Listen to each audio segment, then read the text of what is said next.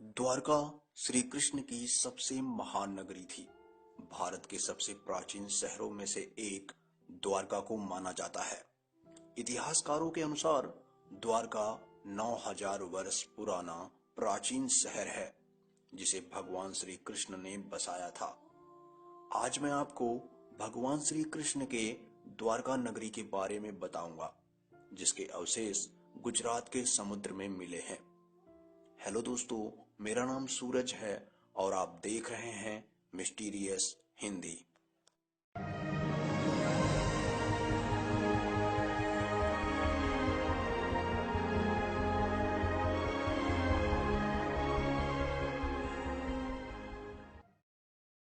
श्री कृष्ण की द्वारका नगरी महाभारत युद्ध के 36 वर्ष पहले समुद्र में डूब गई थी। पौराणिक कथाओं के अनुसार द्वारका का समुद्र में विलीन होने के पीछे मुख्य रूप से दो घटनाएं जिम्मेदार हैं। एक, माता गांधारी द्वारा श्री कृष्ण को दिया गया श्राप, और दूसरा, ऋषियों द्वारा कृष्ण पुत्र सांब को दिया गया श्राप। पुराणों के अनुसार द्वापर युग में भगवान श्री कृष्ण की द्वारका नगरी महाभारत युद्ध के तकरीबन 36 साल पहले समुद्र में समा गई थी। द्वारका नगरी के नष्ट होने की आखिर क्या वजह रही होगी? इस सवाल की खोज कई वैज्ञानिकों ने की और उसके जवाब भी ढूंढे। इसी खोज में हजारों फीट नीचे समुद्र में वैज्ञानिकों को द्वारका के महत्वपूर्ण अवशेष मिले हैं, जो इस बात को प्रमाणित करते हैं कि द्वारका आज भी समुद्र में मौजूद है। कई द्वारों का शहर होने के कारण इस नगरी का नाम द्वारका पड़ा। इस शहर के चारों ओर बहुत ही लंबी लंबी दीवारें थी, जिसमें कई दरवाजे थे।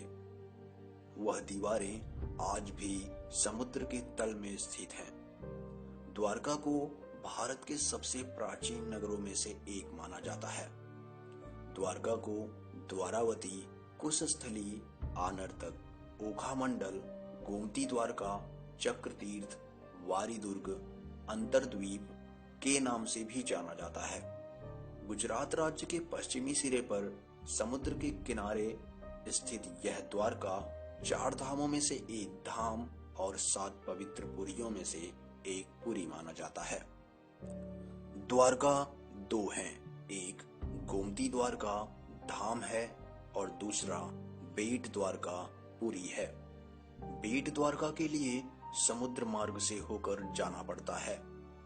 भारतीय समुद्र वैज्ञानिकों का कहना है कि देश के पश्चिमी तट पर मिले पुरातात्विक अवशेष 9000 साल से भी अधिक पुराने हो सकते हैं।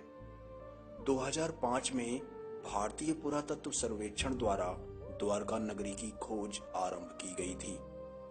भगवान कृष्ण की द्वारका नगरी से जुड़े दावों और अनुमानों के वैज्ञानिक कसौटी पर कसे जाने का समय अब एकदम नजदीक आ गया है, क्योंकि सन 2007 में भारतीय पुरातत्व सर्वेक्षण के निर्देशन में भारतीय नौसेना के गोताखोर समुद्र में समाई द्वारका नगरी के अवशेषों के नमूनों को सफलतापूर्वक निकाल लाए थे।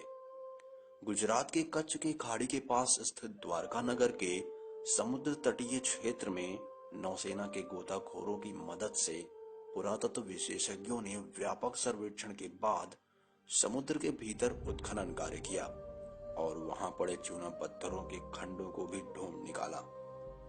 नौसेना के साथ मिलकर चलाए गए इस तीसरे अभियान के शुरुआती नतीजों की जानकारी देते हुए भारतीय पुरातत्व सर्वेक्षण के समुद्री पुरातत्व विशेषज्ञों ने बताया कि इन दुर्लभ नमूनों को देश में ही नहीं बल्कि विदेशों के प्रयोगशालाओं को भी भेजा गया था और वहां से मिली जानकारी और कार्बन डेटिंग शोध के मुताबिक यह नमूने 9500 साल पुराने हैं। विदेशी वैज्ञानिक भी इसके बारे में जान के काफी चौंके हुए थे। नौसेना के गोताखोरों ने 40,000 वर्ग मीटर के दायरे में यह उत्खनन कार्य किया और वहां पड़े भवनों के खंडों के नमूने एकत्र किए, जिन्हें चूना और पत्थर का बताया गया है। पुरातत्व विशेषज्ञों ने बताया कि ये खंड किसी नगर या मंदिर के अवशेष लगते हैं। विशेषज्ञों ने समुद्र के भीतर ही नहीं बल्कि जमीन पर भी खुदाई की थी और 10 मीटर गहराई तक किए इस उत्खनन में सिक्के और कई कलाकृतियां भी प्राप्त हुई।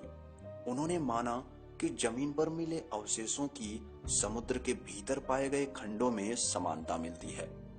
पुरातत्व विशेषज्ञों के अनुसार इन खंडों का सिंधु घाटी की सभ्यता से कोई मेल नहीं मिलता और यह खंडों की बनावट और स्टाइल से पता चलता है। भारत के समुद्र तकनीकी विभाग के मंत्री मुरली मनोहर जोशी ने पत्रकारों को बताया कि ध्वनि चित्रों से मानव निर्मित शिल्प का पता चला ही है, साथ ही एक प्राचीन नदी का पता भी लगाया गया है। ये नदी करीब 9 किलोमीटर लंबी है और इसके किनारे पर ही ये प्राचीन सभ्यता के अवशेष और शिल्प पाए गए हैं और समुद्र तल से निकाले गए शिल्प का भी कार्बन डेटिंग शोध किया गया, जिससे यह पता चला कि वो भी करीब 9700 वर्ष पुराना है। ये शिल्प लकड़ियों का है और इसमें दरार पड़ने के चिन्ह हैं। मुरली मनोहर जोशी ने कहा कि उनके मंत्रालय ने इस खोज का अध्ययन करने के लिए एक दल बनाया है। ये भी पता लगाया जाएगा कि इस इलाके के दूसरे प्राचीन स्थानों से इसका क्या संबंध है। पुराणों और धर्म ग्रंथों में वर्णित प्राचीन द्वारका नगरी और उसके समुद्र में समा जाने से जुड़े रहस्यों का पता लगाने का काम पिछले कई वर्ष से रुका पड़ा था। भारतीय पुरातत्व सर्वेक्षण के निदेशक A.K. सिन्हा ने कहा, पानी में खोज के कार्य के लिए बड़ी आधारभूत संरचना की जरूरत है। प्राचीन द्वारका नगरी की खोज जैसी बड़ी परियोजना के लिए समुद्र में प्लेटफॉर्म और काफी संख्या में प्रशिक्षित गोताखोरों की जरूरत होती है जो पानी में गहराई तक जा सके। आर्कियोलॉजिकल सर्वे ऑफ इंडिया के अधिकारी रहे डॉक्टर S.R. राव ने नेशनल इंस्टीट्यूट ऑफ ओशनोग्राफी के समुद्री पुरातत्व शाखा में काम करते हुए द्वारका नगरी से जुड़े रहस्यों पर काफी खोज की। उनके नेतृत्व में किए गए प्रयासों से प्राचीन द्वारका नगरी का पता लगाया गया और कुछ अवशेष एकत्र किए गए। भारतीय नौसेना की मदद से द्वारका नगरी से जुड़े अभियान के दौरान समुद्र की गहराई में कटे छटे पत्थर और लगभग 200 नमूने एकत्र किए गए। द्वारका नगरी के समुद्र में समा जाने के रहस्य के बारे में पूछे जाने पर A.K. सिन्हा ने कहा कि द्वारका नगरी का एक बड़ा हिस्सा समुद्र में डूब गया था, लेकिन इसके कारण के बारे में प्रमाण के साथ कुछ भी नहीं कहा जा सकता। प्रोफेसर आनंद वर्धन के अनुसार महाभारत काल से अब तक पुराणों, धर्म ग्रंथों एवं शोधकर्ताओं द्वारा किए गए अध्ययन में भगवान कृष्ण की द्वारका नगरी के प्रमाण मिले हैं। उन्होंने कहा, महाभारत में एक जगह पर द्वारका समासाध्यम वर्णित है। विष्णु पुराण में भी एक स्थान पर कृष्णात दुर्गम करिष्यामि का जिक्र किया गया है। प्रोफेसर राव के खोज के कार्यकाल में समुद्र के भीतर द्वारका में 560 मीटर की लंबी दीवार और साथ में उन्हें वहां पर उस समय के बर्तन भी मिले हैं जो 3000 ईसा पूर्व के हैं। अच्छी खबर यह है कि द्वारका नगरी की खोज 4 महीने पहले फिर से शुरू की गई है। जहां खोज चल रही है उस इलाके को खंबात की खाड़ी कहा जाता है। खंबात की खाड़ी में ऊंची समुद्री लहरों की वजह से खोज में बाधा पहुंची है। वहां समुद्र की लहरें 2 से 3 मीटर प्रति सेकंड होती हैं। इस वजह से समुद्र तल का अध्ययन करना भी काफी मुश्किल है। चेन्नई में स्थित राष्ट्रीय समुद्र विज्ञान संस्थान के समुद्र वैज्ञानिकों ने कहा है कि समस्या से निपटने के लिए उन्होंने ध्वनि चित्रों का सहारा लिया। समुद्र तल में छिपे शिल्पों को निकालने के लिए निकर्षण उपकरणों का सहारा लिया जा रहा है। कहा जा रहा है कि खंबात की खाड़ी के द्वारका नगरी के खोज को भारत के समृद्ध और प्राचीन इतिहास को बताने के रूप में पेश किया जाएगा, जो कि बड़े गर्व की बात है। दोस्तों, आज बस इतना ही। अगर आपको यह वीडियो अच्छा लगा हो और हमारा मनोबल बढ़ाना चाहते हैं तो प्लीज इसे लाइक, शेयर और नीचे दिए गए सब्सक्राइब बटन पे क्लिक करें ताकि आप हमारे भविष्य में आने वाले वीडियो आसानी से देख सकें। तब तक के लिए आप अपना ख्याल रखें। जय हिंद।